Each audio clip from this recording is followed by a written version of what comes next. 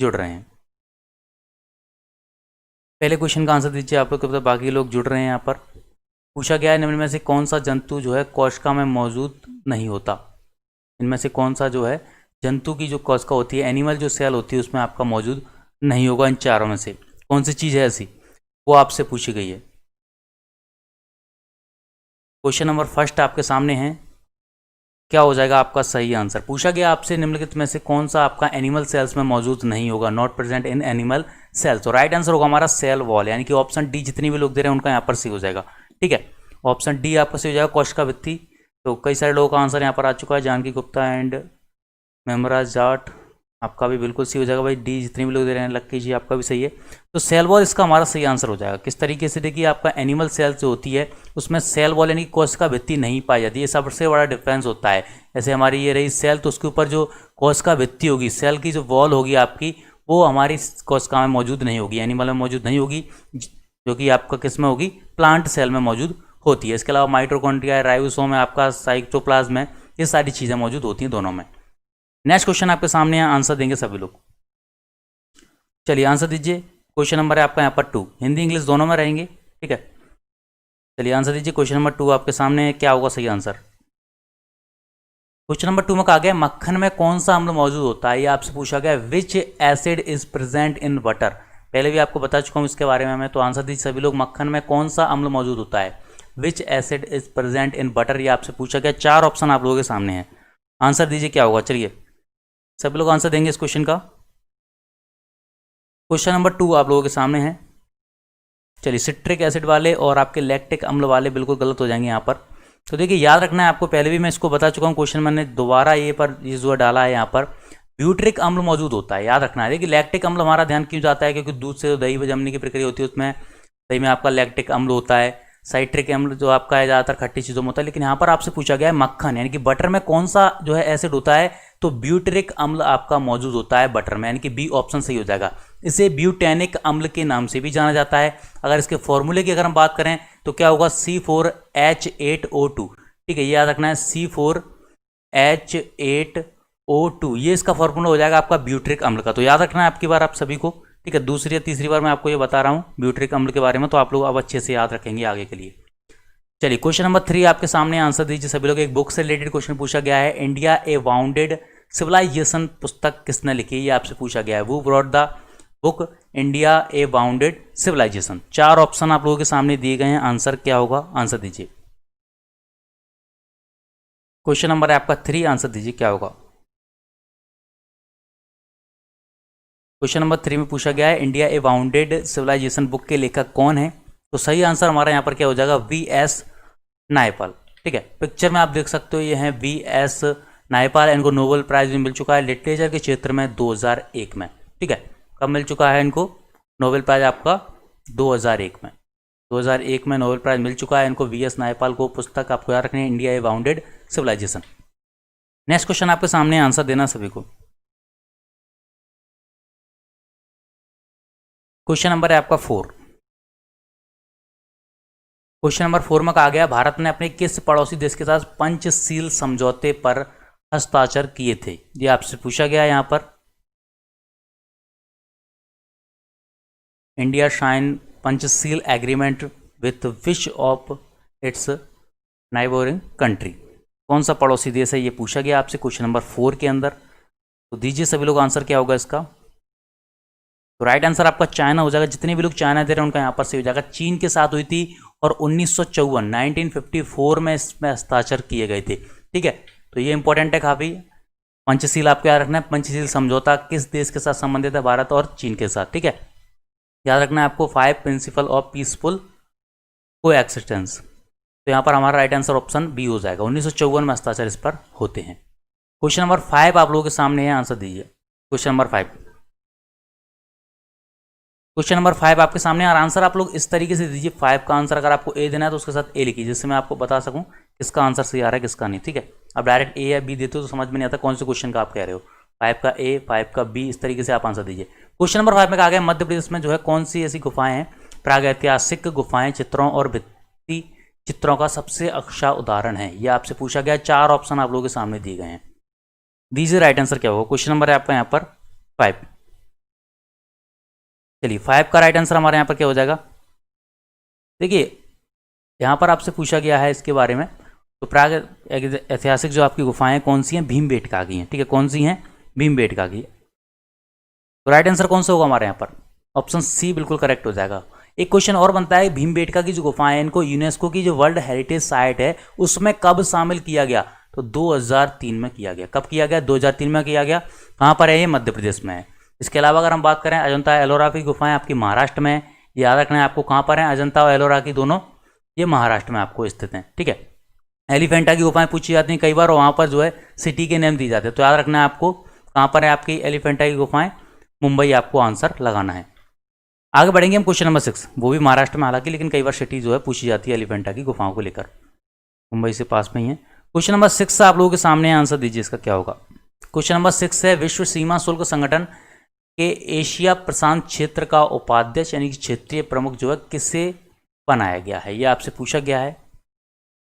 Question number आपका 6, ये आपका 2018 में बनाया गया था। कब, 2018 से जून 2020 के लिए, जून 2020 तक के लिए, जो कि आपका जून कल से आने वाला है। तो यहाँ पर आपसे ये पूछा गया है किससे बनाया गया था, तो ये इसका राइट आंसर हमारा होगा भारत, ठीक है, हमारा भारत इसका राइट आंसर हो जाएगा, यानी कि ऑप्शन बी बिल्कुल सही हो जाएगा। 2018 में इसको भारत को बनाया जाता है जून 2020 तक के लिए, ठीक है।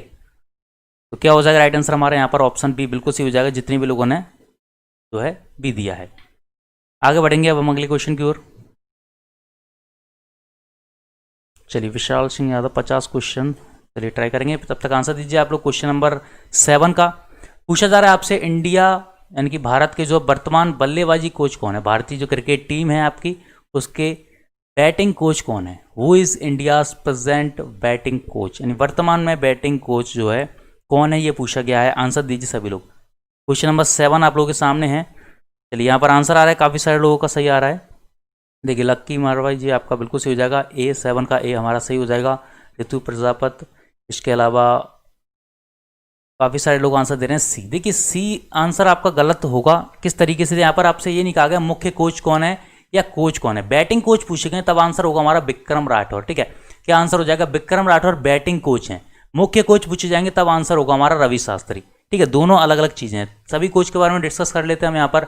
विक्रम राठौर कौन है, भारतीय क्रिकेट टीम के वर्तमान बल्लेबाजी कोच हैं। वहीं बात करें मुख्य कोच कौन है, वो है रवि शास्त्री। ज़्यादातर लोग आंसर दे रहे हैं सी, देखिए क्वेश्चन आपने ठीक से पढ़ा ही नहीं है। रवि शास्त्री कौन है, मुख्य कोच हैं भारतीय टीम के। गेंदबाजी कोच की बात करें तो भरत अरुण है, फील्डिंग कोच की बात करें तो आर श्रीधर हैं, ठीक है। तीनों के बारे में हम बात कर चुके हैं। चलिए आगे बढ़ेंगे हम क्वेश्चन नंबर 8 की ओर। क्वेश्चन नंबर 8 का आंसर दीजिए, क्या हो जाएगा राइट आंसर क्वेश्चन नंबर 8 का। एक पदार्थ का प्रतिरोध जो तापमान के साथ बढ़ता है, इनमें से कौन सा पदार्थ है जिसका प्रतिरोध तापमान के साथ बढ़ता है, अचालक है, अर्धचालक या धातु है, ये आपसे पूछा गया क्वेश्चन नंबर 8 के अंदर। क्या होगा राइट आंसर, आप लोग आंसर दीजिए। एक पदार्थ का प्रतिरोध जो तापमान के साथ जो है बढ़ता है, क्या होगा right answer. Shailesh Kumar ji very good morning. Question number है आपका यहाँ पर 8, आंसर दीजिए। तो क्वेश्चन नंबर 8 का हमारा सही आंसर क्या हो जाएगा, ऑप्शन सी बिल्कुल सही हो जाएगा, जितने भी लोगों ने यहाँ पर सी दिया है। धातु हमारा बिल्कुल सही है, धातु वह पदार्थ है जो जिसका जो है प्रतिरोध तापमान के साथ बढ़ता है। नेक्स्ट क्वेश्चन आपके सामने, आंसर दीजिए। क्वेश्चन नंबर 9 आप लोगों के सामने है। अंतर्राष्ट्रीय बालिका दिवस की बात आपसे की जा रही है, कब मनाया जाता है अंतर्राष्ट्रीय बालिका दिवस। 4 ऑप्शन आप लोगों के सामने दिए गए हैं, क्या होगा सही answer.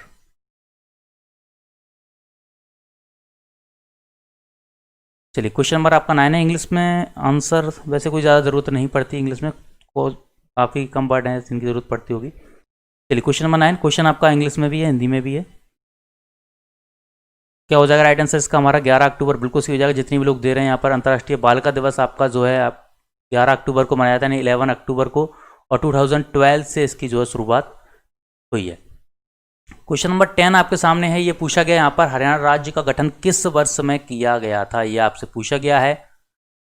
The state Haryana was formed in which year.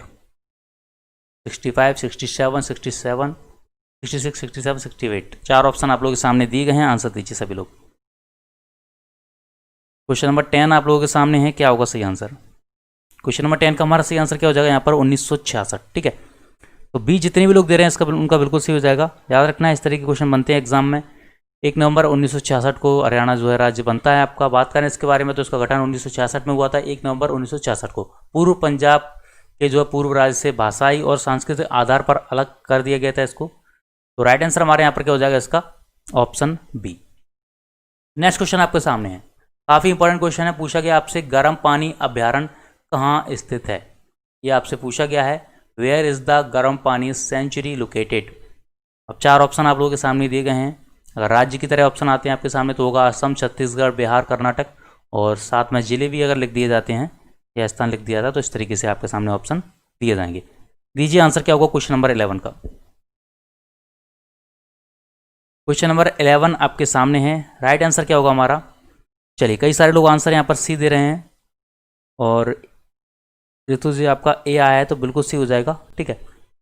Karbi Anglong जिला है आपका असम का, तो असम में है आपका गर्म पानी अभ्यारण्य। याद रखना है आपको, गर्म पानी सेंचुरी आपकी कहाँ पर है, असम में है, असम के कार्बी आंगलोंग जो है जिले में है, ठीक है। ये आपको याद रखना है, असम के सबसे पुराने अभ्यारण्यों में से एक है आपका गर्म पानी अभ्यारण्य। तो याद रखेंगे आप सभी लोग इस क्वेश्चन का आंसर, काफ़ी इंपॉर्टेंट है ये क्वेश्चन आपके लिए, ठीक है। तो याद रखिए, आगे बढ़ते हैं हम क्वेश्चन नंबर 12 की ओर। डीएनए का जो डबल हेलिक्स वर्णन था किसके द्वारा किया गया था, ये आपसे पूछा गया है। क्या होगा राइट आंसर। चलिए, यहाँ पर इंग्लिश जो है डबल हो गई आई थिंक उसकी लास्ट वाले क्वेश्चन की। तो यहाँ पर पूछा गया है डबल हेलिक्स जो है मॉडल दिया गया था डीएनए का, किसके द्वारा दिया गया था, किसने किया, इस तरीके से पूछा जा रहा है आपसे क्वेश्चन। क्वेश्चन नंबर 12 का सही आंसर क्या होगा हमारे यहाँ पर, James Watson and Francis Crick, ठीक है। क्या हो जाएगा राइट आंसर आपका, वाटसन एंड क्रिक लिखकर आता है तो उनका पूरा नाम है James Watson and Francis Crick, ठीक है। तो डी ऑप्शन हमारे यहाँ पर सही हो जाएगा। 1953 में उनके द्वारा किया गया था ये। क्वेश्चन नंबर 13 आपके सामने पूछा गया, रानी की बाव एक जातिलता पूर्वक बनाया गया एक सीढ़ियों वाला कुआं है, यह किस राज्य में स्थित है। और ऑप्शन आपके ये रहे, 4 ऑप्शन आप लोगों के सामने दिए गए हैं, मध्य प्रदेश, बिहार, गुजरात या उत्तर प्रदेश। कहाँ पर है ये, और एक नया नोट भी आया उसके पीछे भी ये रानी की बाव जो है उपस्थित है। तो क्या हो जाएगा राइट आंसर क्वेश्चन नंबर 13 का। क्वेश्चन नंबर 13 का हमारा सही आंसर क्या हो जाएगा यहाँ पर, गुजरात। कहाँ पर है, गुजरात में स्थित है। देखते हैं इसको पिक्चर में हम, तो ये है रानी की बाव जो कि 100 के नए नोट पर भी जो है पीछे अंकित है। ये भी आपको रखना है, इसको 22 जून 2014 को यूनेस्को के विश्व विरासत स्थल में सम्मिलित किया गया था। चलिए आगे बढ़ते हैं हम अगले क्वेश्चन की ओर। क्वेश्चन नंबर 14 आप लोगों के सामने है, पूछा गया है निम्नलिखित में से कौन सा प्लास्टिड पौधों और पेड़ों के पत्तों को हरा रंग देने के लिए जिम्मेदार है।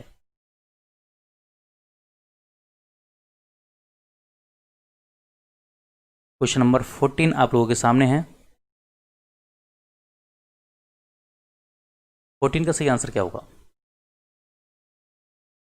पेड़ों के पत्तों को हरा रंग देने का काम करता है क्लोरोप्लास्ट, ठीक है। क्लोरोप्लास्ट का मुख्य घटक होता है आपका क्लोरोफिल, उसके द्वारा जो है पौधों में हरा रंग आता है। अब इसके बारे में थोड़ा सा हम बात करेंगे जो इंपॉर्टेंट है आपके पौधों में कुछ रंगों के लिए जो है 2 प्लास्टिड यानी कि कोशिकांग जिम्मेदार होते हैं। क्लोरोप्लास्ट के बारे में बात कर चुके हैं, इसमें क्लोरोफिल होते हैं जो प्रकाश संश्लेषण और पौधों में हरे रंग के लिए जिम्मेदार हरा वर्णक है। प्रकाश संश्लेषण के लिए जिम्मेदार कौन है, 4 ऑप्शन दिए जाएंगे, क्लोरोफिल हमारा आंसर होगा अगर इस तरीके का क्वेश्चन बनता है एग्जाम में। तो वहीं बात करें हम क्रोमोप्लास्ट के बारे में, तो ये कैरोटीनॉइड वर्णक होते हैं जो पौधों में कई लाल, नारंगी, पीले रंगों के लिए जिम्मेदार होते हैं। पूछा जाए आपसे पौधों में या फूलों में जो रंगों के लिए जिम्मेदार कौन सा वर्णक है, इस तरीके से क्वेश्चन बन सकता है एग्जाम में, तो क्लोरोप्लास्ट आपका आंसर वहां पर होगा, ठीक है। एक क्वेश्चन ज़्यादा ये बनता है आपका कि प्रकाश संश्लेषण के लिए जिम्मेदार कौन सा वर्णक है, तो आपको याद रखना है क्लोरोफिल वहाँ ऑप्शन में जरूर दिया जाता है।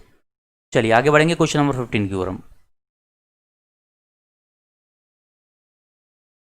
क्वेश्चन नंबर 15 आप लोगों के सामने है, आंसर दीजिए।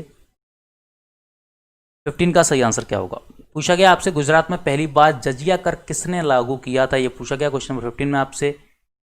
जजिया टैक्स की बात की गई है फर्स्ट टाइम इन गुजरात। क्या होगा राइट आंसर आपका। तो 15 का सही आंसर हमारे यहाँ पर क्या हो जाएगा। चलिए ए वाले बिल्कुल सही हो जाएंगे, अहमद शाह प्रथम, ठीक है। किसके द्वारा, अहमद शाह प्रथम के द्वारा 1414 में जो है जजिया कर लगाया गया था गुजरात में फर्स्ट टाइम। एंड मुजफ्फर वंश का शासक था ये, जिसने 1411 से 1442 में इसकी मृत्यु तक जो है शासन किया गुजरात पे, अहमद शाह प्रथम। नेक्स्ट क्वेश्चन आपके सामने, आंसर दीजिए क्वेश्चन नंबर 16 का। क्वेश्चन नंबर 16 आप लोगों के सामने है, आंसर क्या होगा सही। पूछा क्या जा रहा है आपसे यहाँ पर, अदीप्त पेशी डायफ्राम जो पुतली के आकार को नियंत्रित करता है के रूप में जाना जाता है, उसको क्या कहा जाता है। जो हमारा प्यूपिल होता है यानी कि पुतली जो होती है उसके साइज को कंट्रोल करने का कार्य कौन करता है इन चारों में से। अब आपको आंसर यहाँ पर देना है, सही आंसर क्या होगा, कॉर्निया, आइरिस, क्रिस्टलीय लेंस।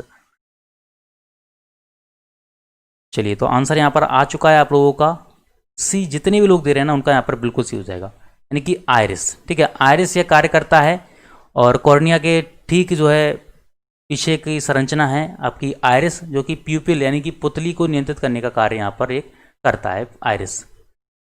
चलिए आगे बढ़ेंगे हम क्वेश्चन नंबर 17 की ओर। तो देखिए जितने भी क्वेश्चन आपके गलत या सही होते हैं उनको आप जो है, जितने गलत हो रहे हैं आपके, आपको पता होते हुए भी गलत होते हैं, उनको जो है वन लाइनर के थ्रू जरूर लिखा करें, एक लाइन में उत्तर की तरह आप लोग जरूर लिखें उनको, क्योंकि जिससे आपका रिवीजन भी होता रहेगा, वो क्वेश्चन भी आपको याद होते रहेंगे। क्वेश्चन नंबर 17 आपके सामने है, रेशम सामग्री के उत्पादन के लिए रेशम कीड़ों की कल्चर प्रक्रिया को आमतौर पर क्या कहा जाता है। क्वेश्चन नंबर 17 आपके सामने है, सभी लोग आंसर दीजिए। तो 17 का राइट आंसर सेरीकल्चर हो जाएगा, लगभग सभी का यहाँ पर आना चाहिए सही। सेरीकल्चर जो है जितने भी लोग दे रहे हैं उनका सही हो जाएगा, काफी सिंपल क्वेश्चन है। क्वेश्चन नंबर 18 आप लोगों के सामने है, इंपॉर्टेंट क्वेश्चन है, आंसर दीजिए क्या होगा सही आंसर। 18 में कहा जा रहा है बीसीजी वैक्सीन का उपयोग निम्नलिखित में से किस रोग के खिलाफ प्रतिरक्षा विकसित करने के लिए किया जाता है। ये आपसे पूछा जा रहा है, बीसीजी टीका, बीसीजी वैक्सीन, इस तरीके से एग्जाम में बनता है क्वेश्चन। तो किस रोग के खिलाफ जो है प्रतिरक्षा इम्यूनिटी को विकसित करने के लिए, डेवलप करने के लिए जो है किया जाता है। तो राइट आंसर क्या हो जाएगा हमारे यहाँ पर, क्वेश्चन नंबर है 18। तो याद रखना है, काफ़ी इंपॉर्टेंट रहेगा ये क्वेश्चन भी आप लोगों के लिए। यक्षमा यहाँ पर सही आंसर हो जाएगा, यानी कि आपका टीबी भी लिखकर आ सकता है। ठीक है, बात करें इसके बारे में तो आपका बैसिलस कैलमेट गुएरेन यानी कि बीसीजी वैक्सीन एक वैक्सीन है जिसका इस्तेमाल जो है टीबी के विरुद्ध किया जाता है। ठीक है, तो यहाँ पर हमारा ऑप्शन सी सही हो जाएगा। क्वेश्चन नंबर है आपका 19, काफ़ी इंपॉर्टेंट क्वेश्चन है। हेरिटेज विद्युत परियोजना सोनापानी मिनी हाइडल विद्युत परियोजना कहाँ स्थित है, ये आपसे पूछा गया क्वेश्चन नंबर 19 के अंदर। क्या होगा राइट आंसर क्वेश्चन नंबर 19 का। और जितने भी लोगों ने वीडियो को लाइक नहीं किया जल्दी सभी लोग लाइक कर दें। अगर आपको क्लास अच्छी लग रही है, आज के क्वेश्चन आपको अच्छे लगे तो लाइक कर दें। जितने भी लोग अभी जुड़े हुए हैं सभी लोग लाइक करें इसको। क्वेश्चन नंबर 19 में आंसर हमारा क्या हो जाएगा, मेघालय, बिल्कुल सही हो जाएगा। ठीक है, चलिए भावना सिन्हा, साइंस के क्वेश्चन हिंदी इंग्लिश दोनों में, हाँ आगे से ध्यान रखूंगा मैं इस चीज़ का, वहाँ पर जो ज़रूरत पड़ती है इंग्लिश के जो टर्म होते हैं उनकी। क्वेश्चन नंबर आपके 19 इसका बी ऑप्शन सही हो जाएगा हमारा, मेघालय में है। कहाँ पर है आपका ये, मेघालय में। याद रखना है आपको, हेरिटेज विद्युत परियोजना आपकी कहाँ पर है, मेघालय में। क्वेश्चन नंबर 20 आप लोगों के सामने, आंसर दीजिए इसका। हाइड्रोपोनिक्स किससे संबंधित है, ये पूछा गया है। हाइड्रोपोनिक्स जो है किससे संबंधित है, तो क्या होगा सही आंसर। हाइड्रोपोनिक्स किससे रिलेटेड है ये पूछा जा रहा है आपसे। तो ये ऐसे पौधे होते हैं जो आपके मिट्टी के बिना उगते हैं। ठीक है, मिट्टी के बिना यानी कि जल में ये उगते हैं, दलदली भूमि में भी उगने का काम करते हैं। तो हाइड्रोपोनिक्स आपके होते हैं मुख्यतः आपके जल में उगते हैं ये पौधे, यानी कि मिट्टी के बिना ये पौधे जो है उगते हैं। ठीक है, या फिर इस तरीके से लिखकर आता है कई बार, हाइड्रोपोनिक्स क्या है, तो मिट्टी के बिना पौधे उगाने की एक विधि। इस तरीके से भी जो है आंसर कई बार पूछा गया है क्वेश्चन। तो यहाँ पर हमारा सही